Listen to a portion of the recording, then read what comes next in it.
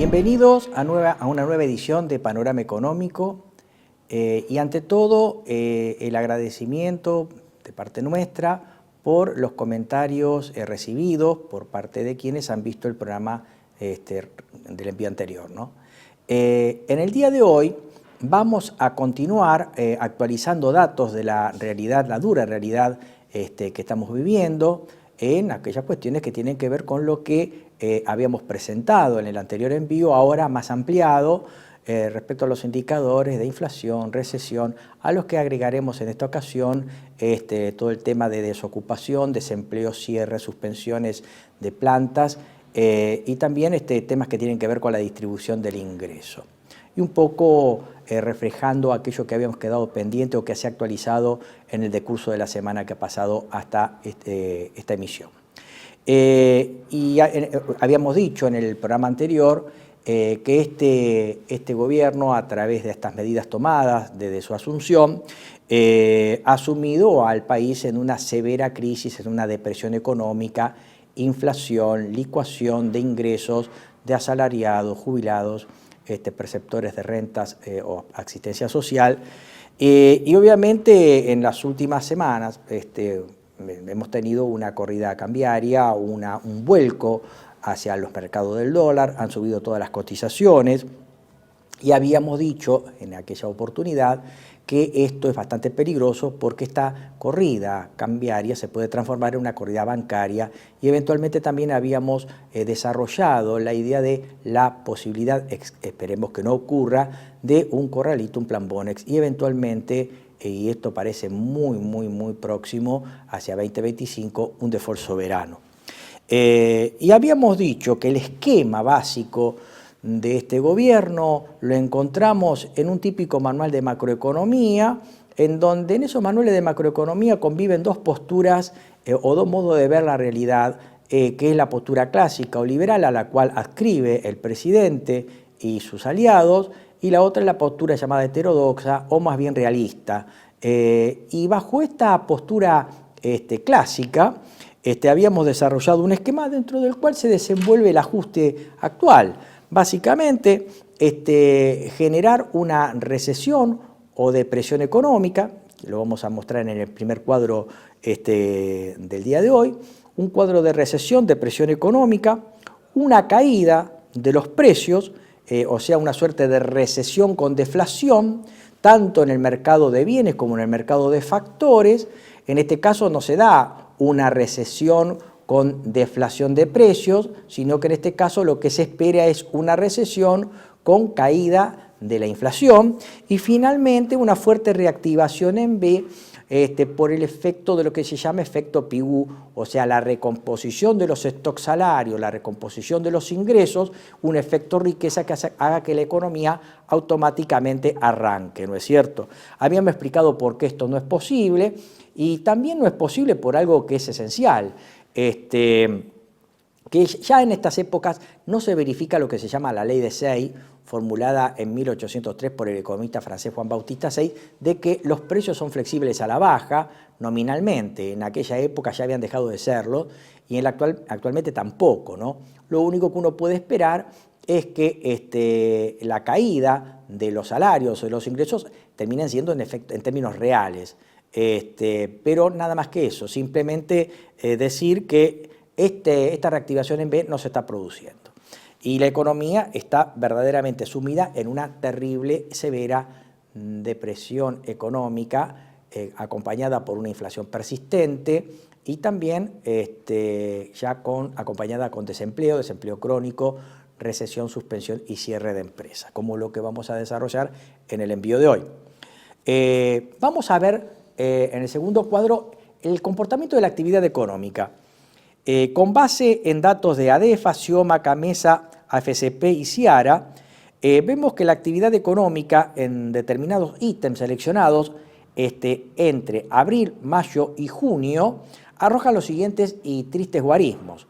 Despacho de cemento, abril una caída del 3,6% interanual, o sea, estamos tomando abril de 2024 con respecto a abril del 2023. En mayo esa caída interanual fue del menos 27,1% y en junio de menos 32,8%. La producción de autos interanual en abril fue menos 21%, mayo del 24 menos 27,9% y dramáticamente en junio menos 40,2%. Los despachos a usuarios industriales por parte de Camesa, estamos hablando de electricidad, han caído interanualmente en abril menos 9,1%, en mayo menos 11,3% y junio menos 13,3%. El patentamiento de maquinaria agrícola ha caído interanualmente en abril menos 27,8%, menos 22,9% y en junio menos 36,6%. Habíamos visto que ante esta grave situación el gobierno ha abandonado esta heterodoxia, no lo dice explícitamente, pero con los hechos así lo ha demostrado, abandonó esta mala praxis heterodoxa a partir de una mala concepción de la misma y ha abrazado un mal keynesianismo.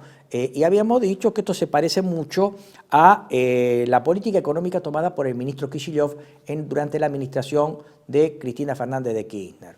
O sea, una política fiscal tenue, livianamente expansiva, a través del impulso de ciertos sectores que pretenden ser dinamizadores de la economía, como es la línea blanca, electrodomésticos, turismo, y obviamente dijimos que eso es totalmente contradictorio, que esa política fiscal expansiva conviva con una política de retraso cambiario que tiene fuerte efecto recesivo.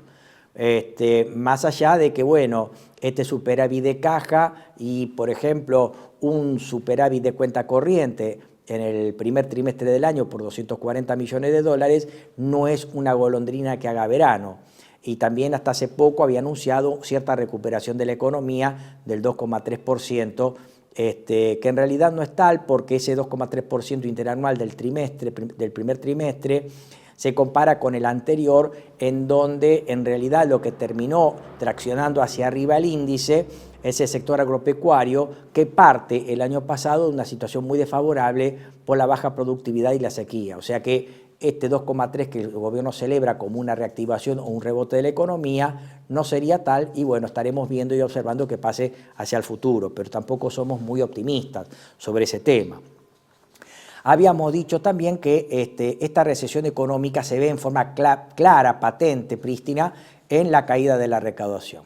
Lo que vamos a ver a continuación, en el siguiente cuadro, son las variaciones reales en la recaudación de tributos en porcentajes.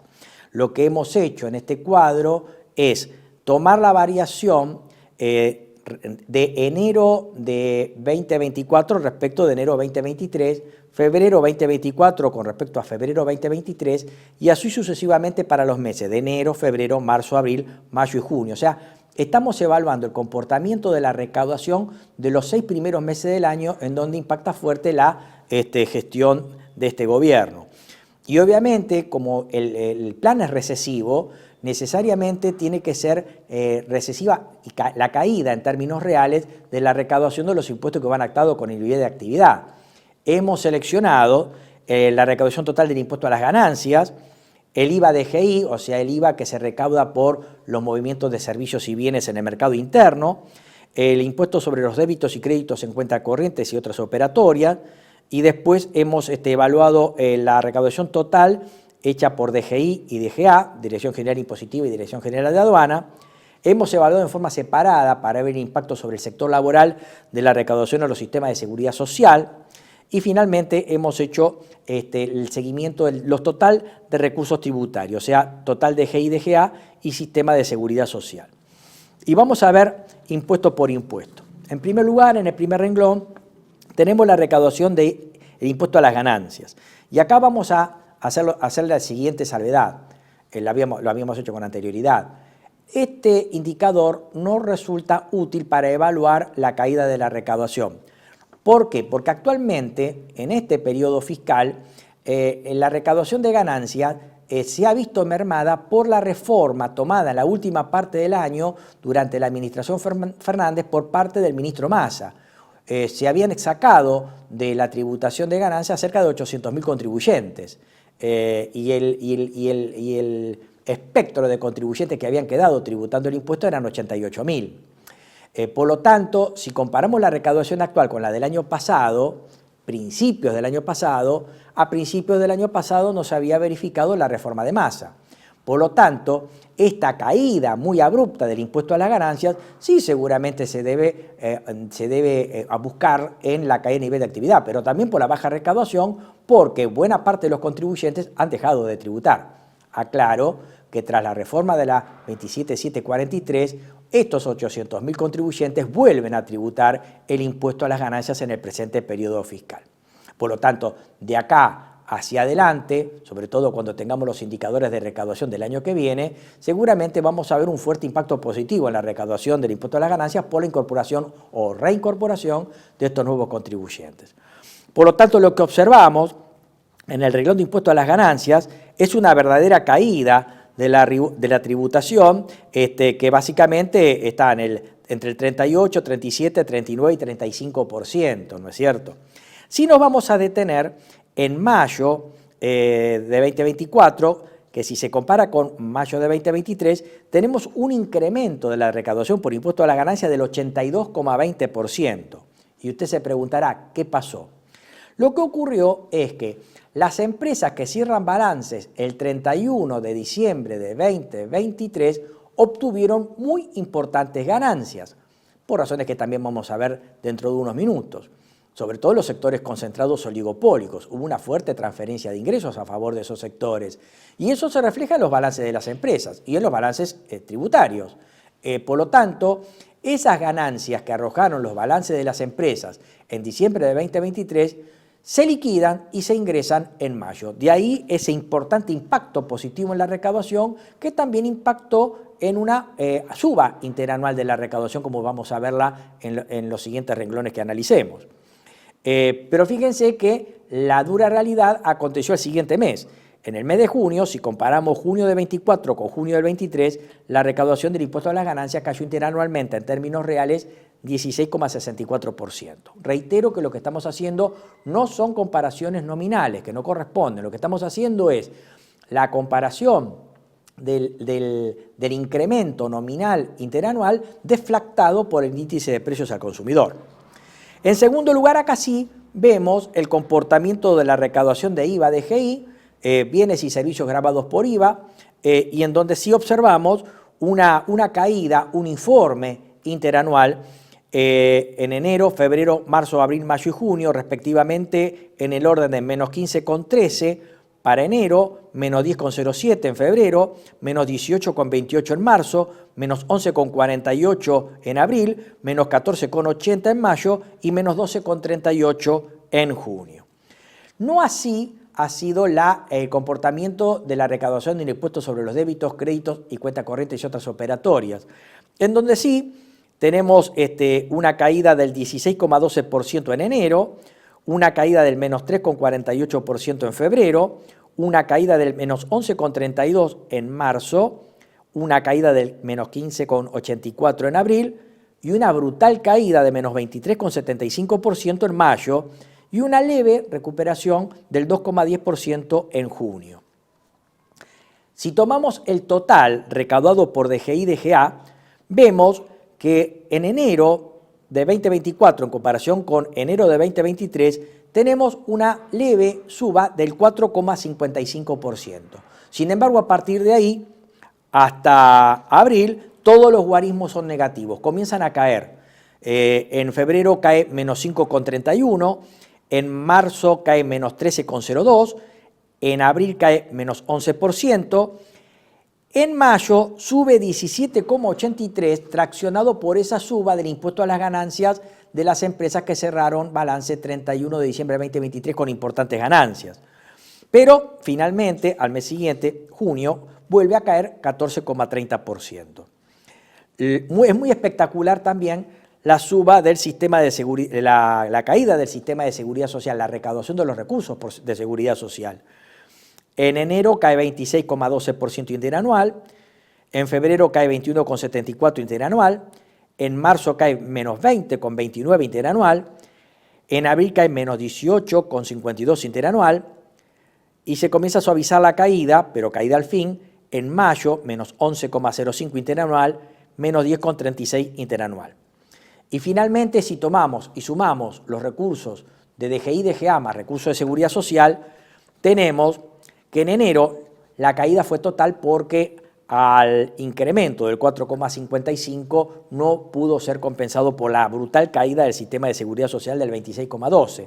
Finalmente, la caída de total de recursos tributarios fueron en enero de menos 4,07, en febrero menos 9,38, marzo menos 14,77, abril menos 12,79, tenemos un incremento en el mes de mayo de 11,82 por lo que ya dijimos, el aumento de la recaudación de impuestos a la ganancia para las empresas que cerraron balances el 31 de diciembre de 2023 y finalmente una nueva caída del 13,54% en junio. Estaba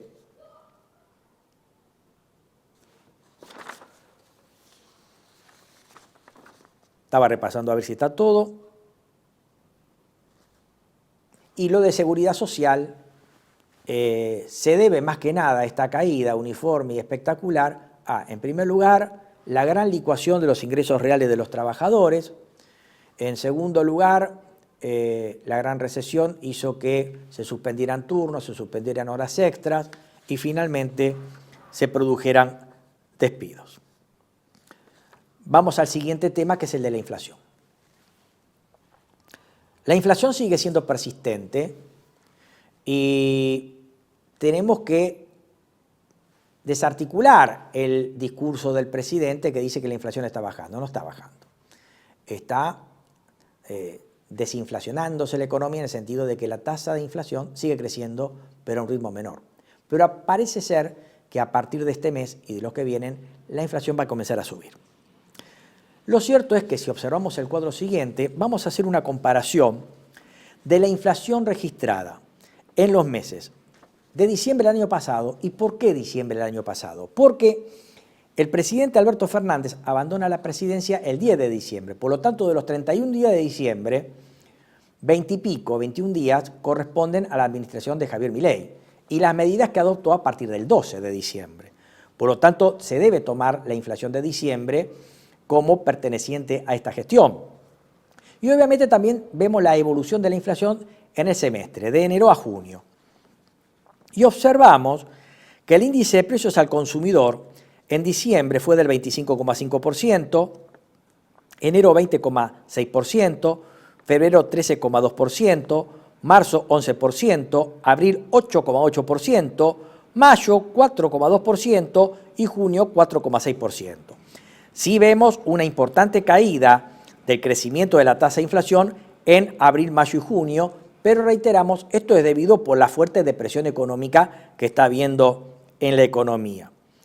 Lo que quiero decir, y esto es muy importante, es que la inflación acumulada diciembre, enero, febrero, marzo, abril, mayo, junio fue de punta a punta 125,52%. La inflación del semestre de enero a junio fue del 79,70%. Y si tomáramos lo que erróneamente presenta a Milei como inflación acumulada para los próximos 12 meses de la inflación más baja observada, la inflación más baja observada fue del 4,2% en mayo, y la proyectáramos en forma acumulativa de acá a 12 meses, esa inflación nos daría anualmente 63,83%. Si tomamos la inflación acumulada en el semestre y la llevaríamos al 5% anual de acá a fin de año, que es un guarismo modesto, optimista, yo creo que va a ser más, este año terminaríamos con una inflación del 202% anual. Reitero, es un cálculo muy, muy optimista, suponiendo que de acá a fin de año la inflación sea del 5%. Lo que hemos tomado también en este cuadro es la evolución de otros índices que tienen que ver con servicios que están pisados, o sea, su aumento está siendo tutelado o controlado por el gobierno, pero que en cualquier momento van a comenzar a subir. Por ejemplo, Las prepagas liberaron sus precios, aumentaron abruptamente, ahora vamos a ver cómo. El gobierno había desmantelado todos los sistemas de control de precios, fue a la justicia, obtuvo una medida cautelar, frenaron estos aumentos. En realidad también se había logrado que las prepagas devolvieran lo que supuestamente habían cobrado de más a sus prestatarios, y finalmente se combinó que a partir de este mes de julio se iban a liberar. Por lo tanto, también es otro de los precios pisados. Hemos seleccionado los siguientes ítems, y todo esto es dato oficial, es todo dato del INDEC, ¿no? Hemos seleccionado vivienda. Dentro de vivienda tenemos luz, gas, electricidad, todos los servicios que tienen que ver con el hogar, educación, comunicación, telefonía, celular, wifi, etcétera, salud, las prestaciones médico-asistenciales, las prepagas y el transporte. Y lo que observamos en este cuadro es que en cuanto a vivienda, tenemos un sinceramiento de los precios. Recuerden que en esa época el DNU 70/23 liberó los alquileres. Actualmente los alquileres se pueden hacer en dólares, en pesos, etcétera. Y tenemos un pico de aumento en febrero del 20,2%. También tenemos un pico de aumento en abril, un 35,6%. Y una desaceleración en mayo, en 2,5%. Y finalmente, fíjense lo siguiente, en junio comienza a subir de 2,5% a 14,3%. Y en agosto se viene una nueva onda de recomposición de este rubro o ítem, sobre todo a partir del incremento de los alquileres y de los servicios. Educación, tenemos algo particular, hace una campana, viene suavecito en la primera parte del año, diciembre, enero, febrero 6,2, 0,9, 9,9, y ahí sí, en marzo cuando comenzaron las clases tiene el pico. Aumentó 52,7% y a partir de ahí se suaviza 8,6, 7,6, 5,7 para abril, mayo, junio respectivamente. Comunicaciones, vemos que el índice trepa mucho en la primera parte de la gestión Milei. Diciembre, enero, febrero, marzo trepó respectivamente 15,6, 25,1, 24,7, 15,9 y en los dos últimos meses, mayo y junio, se suaviza 8,2, 5,3. Salud, vemos la gran disparada que describíamos hace un ratito, trepa diciembre, enero, febrero y marzo respectivamente 32,6, 20,5, 13,6, 12,2 y se suaviza en abril, mayo y junio. Y transporte también tiene un fuerte shock entre diciembre y marzo, diciembre, enero, febrero, marzo respectivamente trepó 31,7, 26,6, 21,6, 13 y después se suaviza. Lo que quiero decir es que si comparamos, y ahí vamos al siguiente cuadro que es bastante ilustrativo, si comparamos el aumento acumulado del índice de precios al consumidor desde diciembre a junio, habíamos dicho que era del 125,52. Pero estos rubros, vivienda, educación, comunicación, salud, transporte, que habían aumentado, todavía no han seguido aumentando y van a seguir aumentando. Pero noten lo siguiente, no están atrasados con respecto a la evolución del índice de precios al consumidor. Si el índice de precios al consumidor diciembre-junio fue del 125,52, el aumento acumulado por el mismo periodo en vivienda fue mayor, 180,68. Educación, un poquito menos, 122,11, y los otros tres rubros también aumentaron en ese periodo más que la inflación del IPC. Comunicaciones, 171,95. Salud, 134,26. Transporte, 162,53. Quiere decir que estos precios no están atrasados, han ido más o menos vis a vis con la inflación y resta todavía que aumenten. Esta es una prueba más que, aparte del incremento de la inflación que se está produciendo a nivel general, estos precios están aumentando hasta el momento más que la inflación y prometen aumentar más, lo cual redunda en una mayor tasa de inflación de acá a final del año y una fuerte caída en la distribución del ingreso de los consumidores de estos servicios y en favor de los sectores prestadores de estos servicios. Tema que nos vamos a ocupar en los próximos minutos. O sea, no solamente estamos generando una recesión con inflación, sino también una fuerte puja distributiva a favor del sector monopólico, oligopólico y prestador de servicios o de ciertos insumos o bienes clave de la economía. Esto genera un descubrimiento de algo que es falso respecto del discurso del oficialismo. Parece ser que la inflación no viene dada por la emisión monetaria. Recuerden que habíamos visto en el anterior programa que había un fuerte corset monetario para que el Banco Central no financie al Tesoro con inflación a través de un déficit fiscal, porque está teniendo un superávit fiscal de caja financiero percibido. Obviamente esto lo complementa con las medidas tomadas en diciembre del año pasado, el retraso cambiario, el seguro de cambio vía una devaluación mensual vía Crown Limpec del 2%, altas tasas de interés que están conservadas en el 40%, que es la tasa de política monetaria que hemos aumentado, y la pretendida emisión cero a partir de las medidas que se tomaron y que fueron descritas en este programa en el envío anterior. Pero la inflación sigue aumentando, ¿por qué? Porque como el gobierno tiene un mal diagnóstico de lo que es la inflación, cree que la inflación es solamente un fenómeno meramente monetario, en realidad es un fenómeno multicausal, la inflación está aumentando vía costos y servicios que insumen las familias y también las empresas. Por ejemplo, las prepagas, por ejemplo, luz, gas, agua, combustibles y transporte. Y obviamente no debemos soslayar lo que habíamos mencionado en la anterior entrega de este programa, es decir, la fuerte inflación, sobre todo ya arriba de la fuerte inflación que se está generando, es motorizada por la fuerte devaluación que estamos observando en el presente.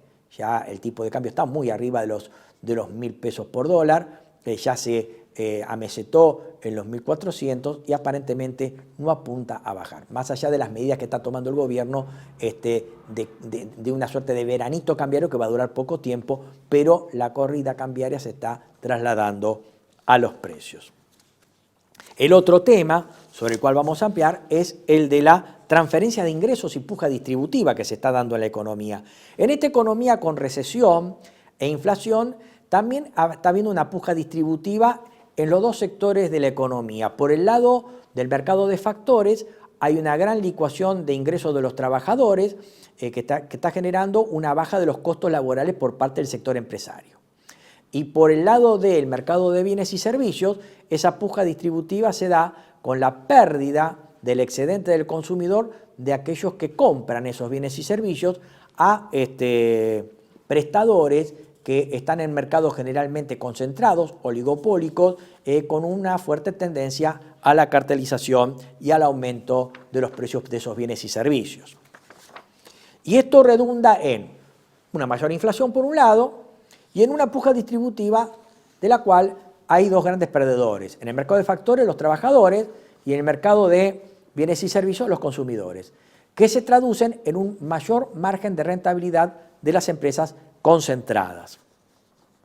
Y sobre esto vamos a ampliar algo que habíamos presentado en el programa anterior. Vamos a citar un interesante trabajo de Pablo Manzanelli y Leandro Amoretti, investigador de Cifra CTA y de Flaxo. Ellos tomaron, en este paper que se llama La superganancia de un selecto grupo de grandes empresas, tomaron 23 grandes empresas oligopólicas, formadoras de precios, y lo que hicieron es lo siguiente. En primer lugar, estas empresas no son cerradas, sino que cotizan en bolsa. Y como cotizan en bolsa, tienen la obligación de presentar balances trimestrales. No es como las empresas del común que presentan un balance una vez al año. Estas empresas, aparte de presentar el balance una vez al año, tienen que presentar los balances trimestrales. Y hay básicamente tres formas de ver el porcentaje de ganancias de estas empresas. Uno es utilidades netas dividido el activo total.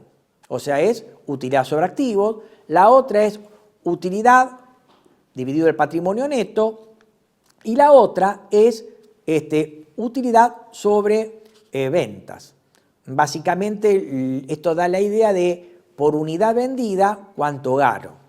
Y sobre estos detalles vamos a ser más amplios en el próximo bloque. Así que vamos a hacer una breve pausa y los esperamos para ampliar sobre esta cuestión. Muchas gracias y nos vemos.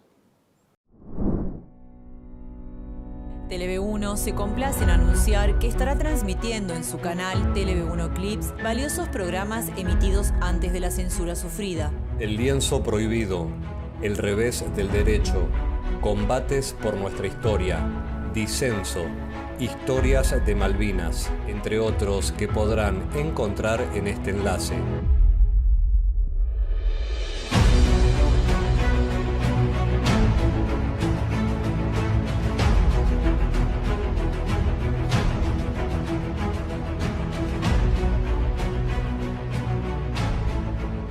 Agradecemos su aprovechamiento y difusión.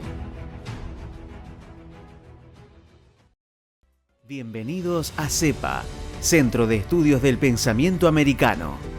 Nuevo sitio web de cursos de formación en política, filosofía, historia, literatura, geopolítica, religión, psicología y más. Cursos de formación que reflejan el verdadero pensamiento americano. Lo invitamos a elegir el curso de su agrado ingresando en www.cepa.la.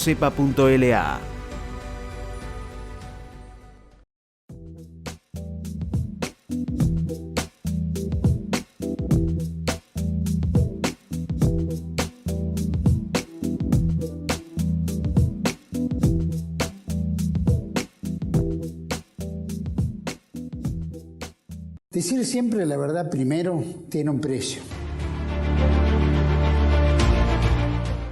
Dependemos de tu ayuda. TeleV1, toda la verdad primero.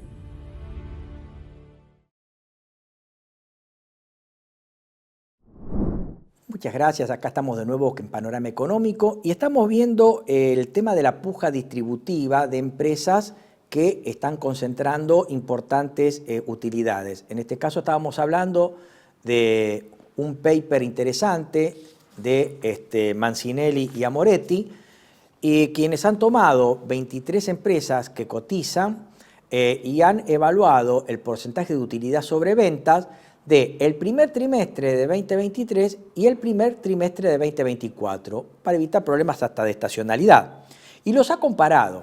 Ha comparado el primer trimestre de 2023 de estas empresas, del primer trimestre de 2024 de estas empresas con respecto del primer trimestre de 2023. Y en ese caso ha evaluado el nivel de actividad de la misma empresa y también el nivel de utilidad observado en el primer trimestre de 2023 respecto del primer trimestre de 2024. Someramente vamos a ver los resultados en dos gráficos que próximamente vamos a mostrar y que después lo vamos a ver más en detalles en cuadros. Ahí vemos en la primera, las barras más largas, verdosas, el nivel de utilidad, porcentaje de utilidad sobre ventas del primer trimestre de 2024. Y en amarillo, el primer trimestre 2023, porcentaje de utilidad sobre venta de estas empresas. Después usted puede congelar la imagen y fotografiarla y etcétera, etcétera. Y en el segundo cuadro vemos la comparación del nivel de actividad primer trimestre 2024 con primer trimestre 2023 de cada una de las empresas. Vemos que en muchas de ellas el nivel de utilidad, del nivel de actividad ha aumentado, pero en otras ha caído. Y en algunos casos vamos a ver que aun cuando el nivel de actividad ha caído, la utilidad ha aumentado. Y ahora sí, pasamos al primer cuadro. En el primer cuadro tenemos el nivel de ventas comparados primer trimestre de 2024 respecto al primer trimestre de 2023 a moneda constante en porcentaje, y después pasamos en la siguiente columna a ver el porcentaje de utilidad sobre venta del primer trimestre de 2023 y el siguiente columna el primer trimestre de 2024. Vemos en primer lugar Aeropuertos Argentina 2000 del grupo Ornequian, que ha tenido un incremento del nivel de actividad del 19,2%. En el primer trimestre de 2023 obtuvo una utilidad del 19,3%. Y en el primer trimestre de 2024 ese nivel de utilidad se elevó al 80,1%. Pampa Energía del grupo Midling El nivel de actividad creció en modesta medida 4,8%. Sin embargo, pese a que el incremento del nivel de actividad creció cerca del 5%, el nivel de utilidad sobre ventas creció un 33,5% para el primer trimestre de 2023 y un 68,3% para el primer trimestre de 2024. Aluar, de la familia Madanes, aluminio, el nivel de actividad cayó brutalmente, un menos 26,2%. Sin embargo, la utilidad del primer trimestre del 2023 fue del 5%. Y ese nivel de utilidad del primer trimestre de 2024 creció al 52,1%. Después tenemos Laboratorio Richmond, con una caída del nivel de actividad primer trimestre de 2024 respecto al primer trimestre de 2023 del menos 19,4%. Sin embargo, la utilidad sobre venta del primer trimestre de 2023 fue del 1,5% y aumentó para el primer trimestre de 2024 al 51,2%. Arcor, la familia Pagani de Córdoba, alimentos, el nivel de actividad cayó menos 2,5%, sin embargo, el nivel de utilidad creció del 15,5% el primer trimestre de 2023 al 50,2% el primer trimestre de 2024. Ternium, hijo de la empresa Techin, de los Roca, el nivel de actividad cayó menos 32% en el primer trimestre de 2024 respecto al del 23, pero el nivel de utilidad creció del 30,4% para el primer trimestre de 2023 al 49,6% para el primer trimestre de 2024. TGS, transportadora Gas del Sur, el nivel de actividad creció un 5,9% y el nivel de utilidad creció 12,3% primer trimestre de 2023 al 29,4% primer trimestre de 2024. Y Edenor, con una suba del nivel de actividad del 2%, llega a tener una rentabilidad negativa, pérdida de menos 14,3% para el primer trimestre de 2023, a un importante aumento de utilidades al 29,4%. Acá está el tema del tarifazo que hubo en la primera parte de la administración Milei. Lo que tenemos en el siguiente cuadro es, nuevamente, el porcentaje de nivel de actividad primer trimestre de 2024 contra primer trimestre de 2023 de las empresas que vamos a mencionar a continuación y el porcentaje de utilidad sobre ventas del primer trimestre de 2024.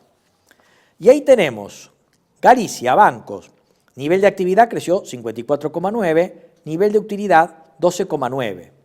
Bonino Río de la Plata, de la familia Pérez Companc, nivel de actividad creció 19%, utilidades del 20,6%.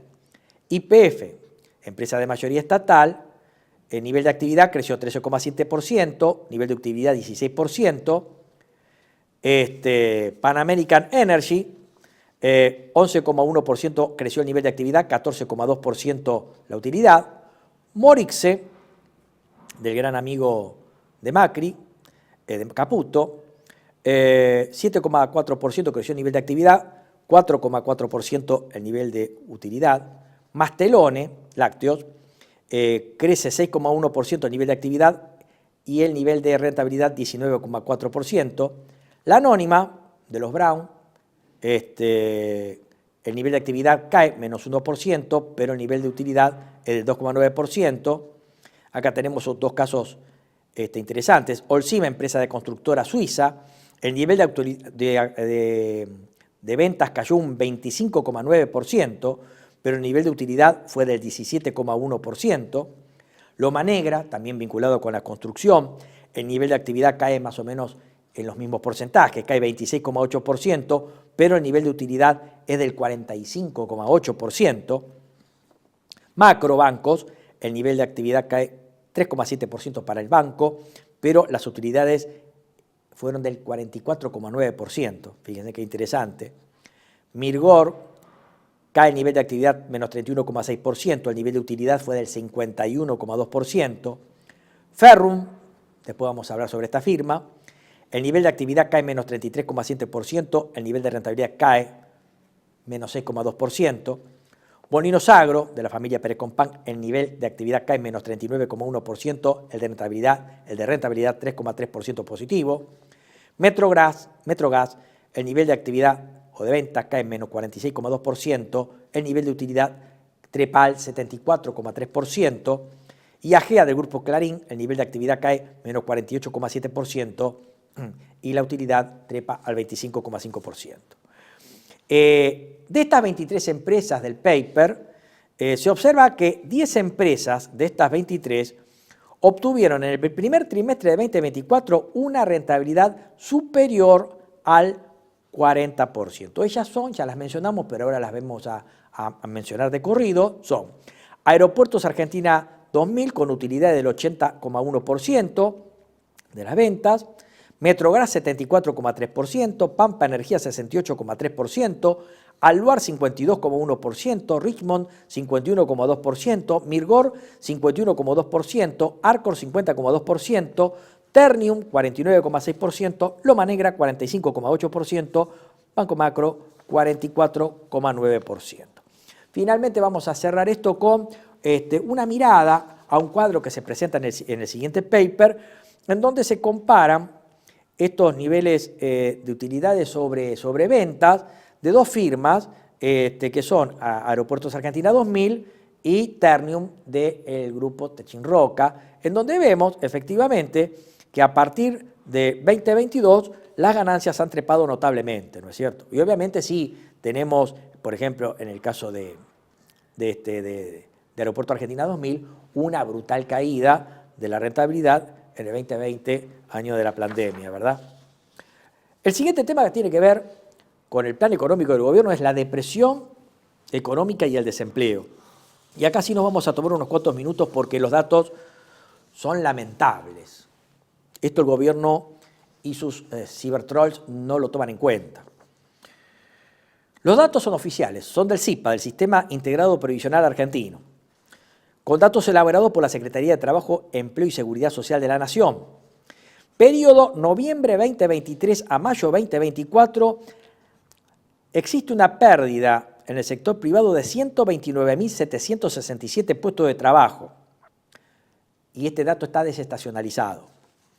Sobre base de datos de la Superintendencia de Riesgo de Trabajo, entre noviembre 23 y abril de 24, o sea, el mismo periodo, se perdieron 170.695 puestos de trabajo registrados. En el sector de la construcción, dato de la Cámara Argentina de la Construcción, Camarco, se perdieron por el recorte brutal de la obra pública 100.000 puestos de trabajo, 100.000 trabajadores despedidos. Construcción, ya que estamos con Camargo, dos empresas emblemáticas del grupo Construya son FB y Ferrum. FB, generalmente estamos acostumbrados por ir a ver o comprar grifería, ¿no es cierto? Fue una empresa fundada en 1921. En mayo suspendió 800 operarios de su planta de Pilar y reducción de la jornada de trabajo con una reducción del salario promedio al 80%. Ferrum, la otra empresa del grupo, fue fundada en 1911, produce mobiliarios y sanitarios de baños, despidió 100 trabajadores en lo que va del año 2024. Tenaris Siat, del grupo Techin, fines de junio despidió 200 trabajadores de la planta de Valentina Alsina de Lanús. Y obviamente esta empresa estaba muy vinculada con la obra pública de los gasoductos que fueron paralizados. La UTE Represas Patagonia, integrada por las empresas Gesouba, Elling Energía e Hidrocuyo, que estaban a cargo de la construcción de los gasoductos Zepernik y Néstor Kirchner, despidieron a 2.200 trabajadores en Santa Cruz en marzo de 2024. Sector químico, Arca Distribuidores Sociedad Anónima, es la famosa empresa Su de cosméticos, Su Cosmética, planta principal en San Martín, provincia de Buenos Aires. En abril despidió 400 personas. Acapol, más conocida por sus productos, Poxipol, Lagotita y Boligoma, suspendió 150 empleados por 2 meses en la provincia de Buenos Aires en mayo. Sector automotriz y vinculados, Bridgestone Neumáticos, su planta de Loma de Zamora, 35 despidos en febrero. General Motors de Alvear Santa Fe despidió 33 trabajadores y retiró voluntariamente 167. Sector alimenticio, podemos mencionar los siguientes 5 casos. Ingeniero San Martín del Tabacal, Salta Azucarera, perteneciente al grupo Seaboard, 32 despidos en marzo. Bimbo, mexicana, de Córdoba, alimenticio, el pan, 20 despidos en abril. Frigorífico Arreviv, de Arrecife, provincia de Buenos Aires, en abril 15 despidos. PepsiCo, bebidas sin alcohol, Mar del Plata, despidió 36 trabajadores en abril. Canale, de San Rafael Mendoza, confituras, frutas envasadas, fue fundada en 1942, anunció su cierre definitivo. 38 empleados despedidos. Electrodoméstico, lo que los economistas llamamos la línea blanca, la caída de la demanda, y obviamente también esto de la caída de la demanda es que a través del decreto 384 del 24 el gobierno redujo los aranceles para permitir la importación, lo mismo le pasa al régimen textil que está prácticamente en la lona. Bajó los aranceles en el caso de los productos como heladeras y lavarropas del 35 al 20% a través de este decreto 384 del 24, generó que este sector esté prácticamente colapsado. Por ejemplo, en Whirlpool, en su planta de Pilar, despido de 60 trabajadores en mayo. Gran Rosario, la firma Briquet, de heladeras, exhibidoras y freezer, despidió 300 trabajadores en lo que va del año. La empresa Mave, la que produce los productos Drean, la empresa mexicana Mave había adquirido Drean en 2023. Despidió 200 trabajadores en abril en la planta de Luque, Córdoba. Textil, podemos mencionar dos emblemáticas. Topper, exalpargata de Tucumán, echó a 117 personas en marzo. En La Rioja, la empresa Puma despidió a 20. Supermercados, Chango Más, 500 despidos en mayo. Diarco de Lanús, 25 despidos en junio. Y obviamente todos estos datos contrastan con lo que está ocurriendo en el sector público. El gobierno se vanagloria de que el sector público está siendo recortado por 30.000 despedidos o contratos que no se renovaron. Fíjense los datos que estamos hablando de la actividad privada. Parece ser que el ajuste lo está haciendo más que nada el sector privado más que el sector público, ¿verdad? Toda una contradicción.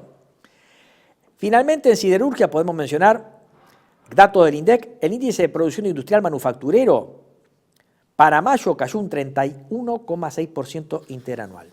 Y el acumulado de los 5 primeros meses, enero a mayo, respecto del mismo periodo, enero a mayo del año pasado, la actividad cayó un 34,2%. El caso emblemático es el de Asindar, del grupo ArcelorMittal, con plantas en Villa Constitución, sur de Santa Fe, Villa Mercedes, San Luis, San Nicolás, Buenos Aires y Rosario, había anunciado un histórico cierre entre los días 18 de marzo y 15 de abril. Sin embargo, en junio ahora, anunció que en la segunda parte del año, de los 6 meses que restan del año, solamente van a trabajar 2 meses. O sea, 2/3 del año que resta va a estar parada la empresa, con trabajadores suspendidos que van a percibir un promedio del 80% del salario de bolsillo. Y obviamente esto está fuera de los datos que maneja el gobierno, que simplemente se ufana en presentar el superávit fiscal de caja, un tipo de cambio controlado, una brecha cambiaria baja y una baja inflación que no es tal, ¿verdad? Y una baja del riesgo país. Nos vamos al índice de desocupación, que esto sí hay que explicarlo. La tasa que informa el INDEC para el primer trimestre de 2024 dice que la tasa de desocupación abierta es del 7,7%. Parece baja frente a los datos que acabo de decir. Lo que ocurre es que acá tenemos un tema del diseño del índice de desocupación. La metodología que se utiliza en casi todos los países del mundo es la siguiente.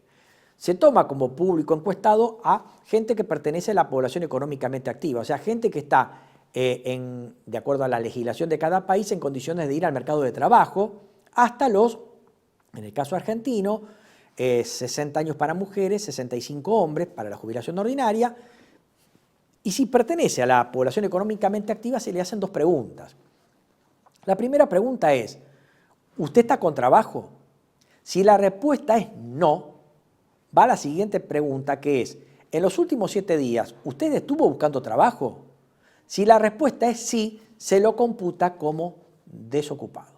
Repito, para que una persona sea computada como desempleado, tiene, en primer lugar, que pertenecer a la población económicamente activa. Segundo, si a la pregunta, ¿usted tiene trabajo?, usted tiene que responder que no. Y a la siguiente pregunta, si usted responde que la última semana, estando desempleado, buscaba trabajo, ahí pasa a ser computado como desempleado. En cambio, si usted, perteneciendo a la población económicamente activa, está desempleado, pero usted ya directamente no busca trabajo porque está directamente desengañado de que va a buscar trabajo a través de una infructuosa búsqueda, usted a la segunda pregunta va a responder, no, en la última semana yo no estuve buscando trabajo, y en ese caso el encuestador lo va a computar a usted como desempleado voluntario y no va a figurar en la estadística como desempleado. Por lo tanto, este índice es paradojal. Cuando la recesión es muy brutal y aguda, se genera el efecto de trabajador desmotivado para buscar trabajo, y entonces cuando la recesión es muy alta, la tasa de desempleo tiende o a bajar o a estancarse o a mostrarse moderada, como acabamos de exhibir. Obviamente, cuando el nivel de actividad comienza a subir, la tasa de desocupación paradojalmente comienza a subir. ¿Por qué razón? Porque el trabajador desalentado, cuando la actividad económica comienza a resurgir, comienza a buscar trabajo. Y cuando va al encuestador y le pregunta, ¿usted está sin trabajo? La primera pregunta, no estuve, no tengo trabajo. Y a la segunda, ¿usted estuvo buscando trabajo en esta semana? Sí, volví a buscar trabajo, entonces lo computan. Entonces el comportamiento paradojal del índice de desocupación abierto es que cuando yo tengo una recesión y cuando más depresiva es la recesión, se genera el efecto del trabajador desalentado. No busca trabajo y queda como trabajador voluntariamente desempleado. No quiero trabajar. Y cuando el nivel de actividad sube, el índice de desocupación aumenta. También hay que tener en cuenta que, dada la incompatibilidad que existe entre los cobros de los planes sociales y los subsidios de desempleo, por ejemplo, frente al trabajo, como uno excluye al otro. Si yo soy una persona que percibe subsidios por desempleo o alguna prestación por falta de trabajo, busco trabajo, comienzo a figurar como trabajador activo, se me cae el plan. Entonces, ¿qué ocurre? Generalmente la gente que tiene algún plan o algún subsidio tiende a decir, no tengo trabajo y obviamente no estoy buscando. Y entonces pasa como desempleado. Y obviamente también el Estado en su estadística no toma en cuenta a los perceptores de planes, dado esta incompatibilidad, como desempleados, como desempleo abierto, se los consideran como desempleados voluntarios. Por lo tanto, esta estadística es bastante engañosa. Lo que sí vemos en cuanto a la distribución del ingreso, que ha aumentado el coeficiente de Gini. ¿Y qué es el coeficiente de Gini? Es uno de los indicadores que tenemos los economistas para ver cómo existe una distorsión en la distribución del ingreso. Básicamente, el coeficiente de Gini es la comparación de dos magnitudes. Una es una teórica, es de manual, no existe en la realidad, que compara una distribución ideal del nivel de ingresos. O sea, la población se la divide en tramos de 10%, deciles, y ahí se establece cada 10% cuál es el ingreso promedio de ese 10% promedio. Si la distribución del ingreso fuera ideal, significa que tanto usted como yo tuviéramos exactamente el mismo nivel de ingreso, este coeficiente de Gini sería 0, porque no habría discrepancia entre la distribución teórica y la efectiva del nivel de ingresos, cosa que no es así.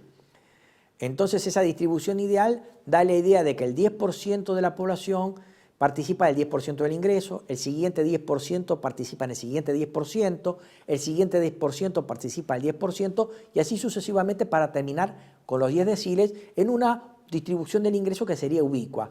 Es de teórico, es de manual. Estaría suponiendo que todos absolutamente tendríamos en promedio exactamente el mismo nivel de ingresos. Por ejemplo, $5.000 por habitante. Pero en la realidad no es así. Esa realidad se la contrasta con la verdadera distribución del ingreso. Se vuelcan esos datos en los deciles y estos describen una curva que se llama curva de Lorenz. Y ahí lo que se hace es comparar matemáticamente la función, el integral de las dos funciones, ¿no es cierto? Y ver la discrepancia. Lo que, en resumidas cuentas y coloquialmente, lo que se está tratando de ver a través del coeficiente de Gini es el grado de discrepancia entre la distribución del ingreso ideal o teórica y la verdadera distribución del ingreso, en un porcentaje que se le llama coeficiente de Gini. Este coeficiente de Gini puede ser en el valor absoluto, que no existe en la realidad. 0 significa que no existe ninguna discrepancia en esa distribución teórica o ideal del ingreso con respecto a la verdadera o efectiva observada, da 0, o el caso extremo de 1. Hay una total discrepancia entre lo que teóricamente debería verse como una distribución ubicua del ingreso y una sola persona que tendría todo el ingreso y el resto ninguna. También sería un caso teórico de manual. Por lo tanto, lo que quiero decir es que este coeficiente de Gini puede ir desde 1, cuando la distribución del ingreso es cada vez peor, cuando tiende a 1, o cuando va de 0,5 a más, 0,6, 0,7, la distribución del ingreso es muy mala, o cuando tiende a 0, 0,20, 0,25, es una muy buena distribución del ingreso porque se acerca a 0. O sea, lo mejor que te puede pasar es acercarte a 0. Lo peor que te puede pasar es acercarte a 1. Vamos a dar un ejemplo. Con datos del Banco Mundial, más o menos recientes, tenemos que la mejor distribución del ingreso que hay actualmente es la de Islandia. El coeficiente de Gini da 0,246. La peor es la de Sudáfrica, 0,63. Vamos a ver algunas de países desarrollados. Estados Unidos siempre tuvo una mala distribución del ingreso, sin embargo actualmente tiene la peor distribución del ingreso de los últimos 50 años, porque el coeficiente de Gini le da 0,485. Reitero, es el más alto de los últimos 50 años. Alemania, por ejemplo, el Gini le da 0,295. Francia, 0,293. Reino Unido, 0,315. Suecia, 0,276. Para el caso de Sudamérica, Brasil también tiene una muy mala distribución del ingreso. Al Gini le da 0,513. A Chile le da 0,444. A Uruguay 0,380. Y Argentina, ahora vamos a ver los datos, tuvo la mejor distribución del ingreso en 2 años, en los últimos tiempos. 1980 daba 0,408 y 2013 o 2013 0,409. El coeficiente de Gini a partir de 1980, en toda la década del 80 en Argentina, subió, y en la década del 90 también. Década del 90 batió un récord, fue momento de una gran crisis internacional que fue el efecto tequila, 0,489. El efecto de la crisis rusa también repercutió desfavorablemente en nuestro país con el coeficiente de Gini, 0,507. La crisis del 2001, el coeficiente de Gini fue récord, 0,533. Y después, a partir de la crisis del 2001, fue cayendo hasta este número muy bueno de 2013 de 0,409. En el año 2020 fue 0,423 y en el primer trimestre de 2024 el coeficiente de Gini es de 0,467. O sea, en materia de distribución del ingreso estamos bastante mal y estamos hablando de que la medición, el corte es del primer trimestre de 2024. Pasamos al tema de la deuda pública. En el anterior programa vimos un informe respecto al corte de mayo. La Secretaría de Finanzas emitió un boletín con datos corte junio de 2024.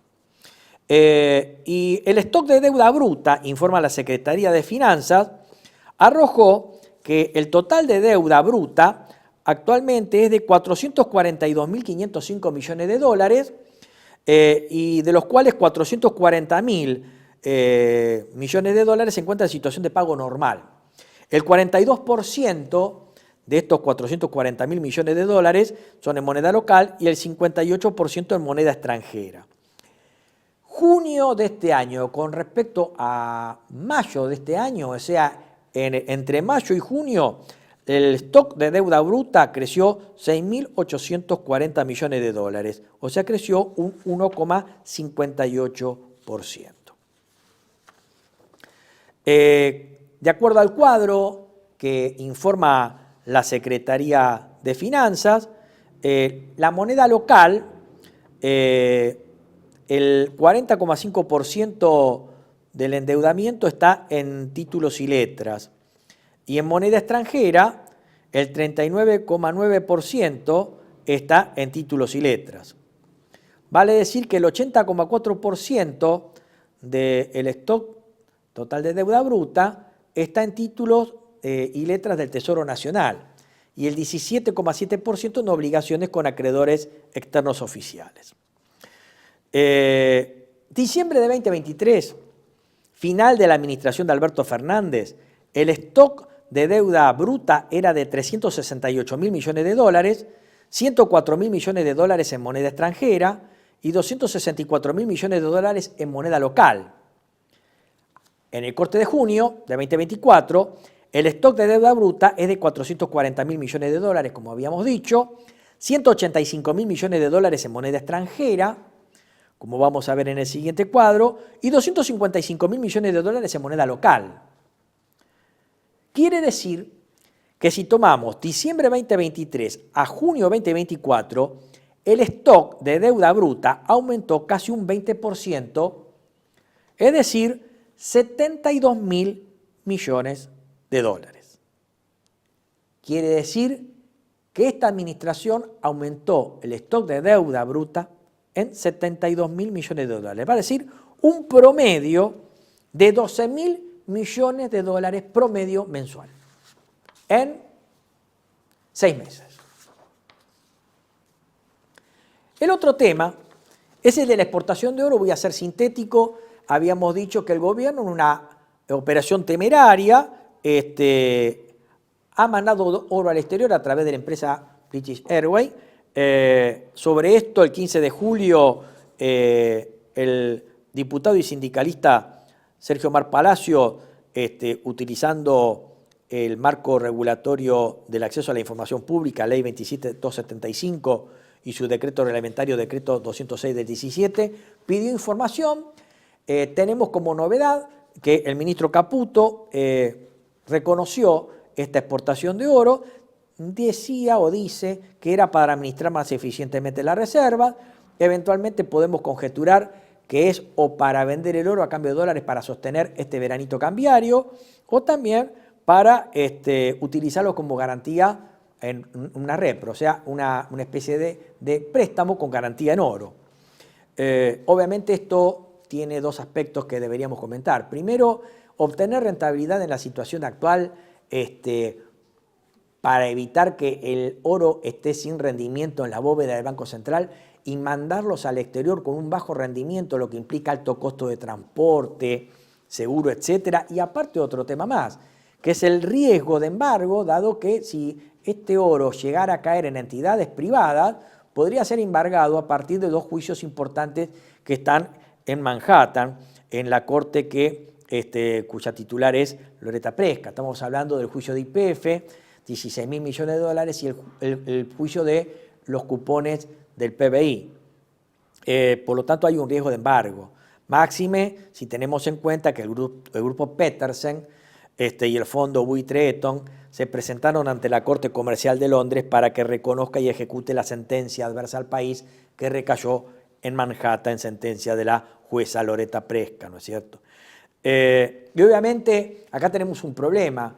Generalmente la justicia trata de evitar el embargo de reservas que son soberanas siempre y cuando se pruebe que el Banco Central es independiente del Tesoro. Si se llegara a probar que el Banco Central es el alter ego o la longa mano del Tesoro, estos fondos o este oro sería embargable. Lo cual en estos momentos es muy difícil probar que nuestro Banco Central sea independiente del Tesoro, dado que si vemos por los diarios es prácticamente es evidente la predominancia fiscal sobre el titular del Banco Central. Por ejemplo, tomemos un botón de muestra, está el tema de lo que ocurrió con las LEFIs, en donde el Banco Central le traspasó este nuevo título al Tesoro, que se hace cargo del stock de los mismos y el pago de los intereses. Por lo tanto, hoy en día prácticamente podemos decir que el Banco Central es longa mano o es el alter ego del Banco Central. Y aparte hay importantes antecedentes sobre el bloqueo o confiscación de oro. Por ejemplo, tenemos el bloqueo de las reservas de oro que Reino Unido hizo a Venezuela por considerar que las elecciones en ese país eran fraudulentas y que el verdadero ganador de las mismas era el señor Juan Guaidó. O también el bloqueo de $300.000 millones a Rusia en la Unión Europea con motivo de la guerra ruso-ucraniana. Y obviamente también nosotros lo sufrimos en el circuito de Manhattan cuando el Banco Central bloqueó nuestras tenencias en el marco de los juicios con los fondos buitres en época de la administración Cristina Fernández de Kirchner. Un tema final es respecto a la llamada dolarización endógena, de la cual el gobierno pone sus fichas para hacerse de dólares. El gobierno va a tratar de hacer en los próximos meses, de tratar de que nos dolaricemos a través de esta vía endógena, que ahora la vamos a explicar, eventualmente jugar con el régimen de incentivos a grandes inversiones, RIGI, que genere una venida de dólares para inversión, el blanqueo de la 27743 y eventualmente el préstamo geopolítico para el caso de que Trump gane las elecciones en Estados Unidos en noviembre, asuma en enero y en febrero se acuerde mucho de nuestro país y nos dé un préstamo. Pero vamos específicamente a la dolarización endógena, por la cual tenemos un dato.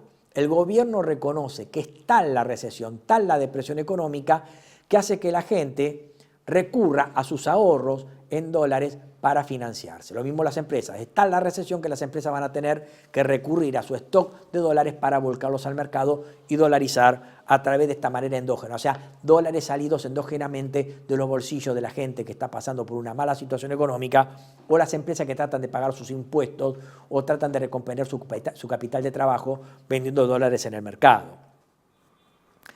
Lo que tenemos como novedad es que el 18 de julio también, luego de acordar con los bancos el rescate de los puts, de los que habíamos hablado en la anterior entrega, representó una compra o una recompra por parte del Banco Central de 13,17 billones de pesos y que amenazaban, si se ejecutaban, con generar una abrupta emisión. Por lo tanto, a partir de la dolarización endógena, los invito a recordar lo siguiente. Cuando se estaban por celebrar las elecciones, el entonces precandidato Milei se presentó en Radio Mitre en un programa que se llama Alguien tiene que decirlo, que lo conduce el periodista Feynman, y el periodista economista Laborda le pregunta qué había que hacer con el dólar y los pesos, y bueno, Milei invitó junto con estos periodistas a que comprar dólares, porque el peso era más que excremento. Eso generó una importante corrida cambiaria en ese momento, dolarizando las carteras de empresas o gente que tenía capacidad de ahorro. Acto segundo, las medidas del gobierno con tasas de interés negativas en los plazos fijos está generando y ha generado una caída en términos reales de los ingresos de la gente que se ha quedado en pesos tratando de invertir en plazos fijos. Estamos hablando de pequeños ahorristas. Y el tercer acto, actualmente, dado este nivel de depresión, esa gente que pudo conseguir dólares en anterior corrida cambiaria y que ha visto caer en términos reales sus ingresos, en términos reales de sus ahorros por las tasas de interés negativas, ahora no le queda otra más que tratar de pagar impuestos o mantenerse en su nivel de vida recurriendo al ahorro en dólares y generando una oferta de dólares para hacerse de pesos para poder vivir, que es lo que se llama la dolarización endógena.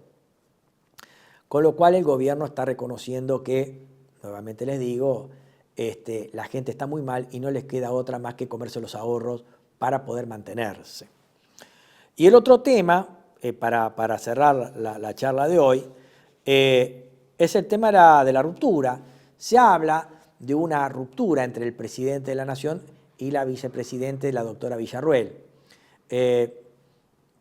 Conjeturalmente se habla de un posible, quizás conjetural, salida del gobierno de Milei, por lo tanto se habla que la doctora Villarruel estaría formando un gabinete con lo más recalcitrante exponente del poder real financiero concentrado del país, o sea, con el establishment típico que gobierna este modelo de concentración de renta financiera y fuga de la década del 70, con lo cual podemos interpretar que esta conjetura de la salida, quizás lejana en probabilidad del presidente Milei y la irrupción de la doctora Villarruel como su natural sucesora, de acuerdo a la ley de acefalía, provocaría más de lo mismo. Vale decir, se interpreta que la doctora Villarruel, en ese posible gobierno futuro, y con un establishment de esta gente que está detrás del mascarón de proa, que es Milei, no haría otra cosa más que consolidar, capitalizar, cristalizar los cambios que se han venido produciendo a través del decreto de necesidad de urgencia 70/23, la ley de base 27742 y la reforma fiscal 27743. Obviamente, esta ley de bases, con el tan criticado de este espacio modelo de régimen de inversiones, de grandes inversiones, apuntan a consolidar los intereses de un sector concentrado, extractivista y de enclave, asentado en petróleo, gas, litio, y un modelo primario exportador y ente industrial. Básicamente esto es lo que tenemos por ahora. Esperamos que esto haya sido de la utilidad de ustedes. Esperamos nuevamente sus comentarios, críticas. Y bueno, nos vemos en la próxima entrega de Panorama Económico. Paciencia y que Dios nos acompañe. Nos vemos en la próxima entrega de Panorama Económico. Hasta la próxima.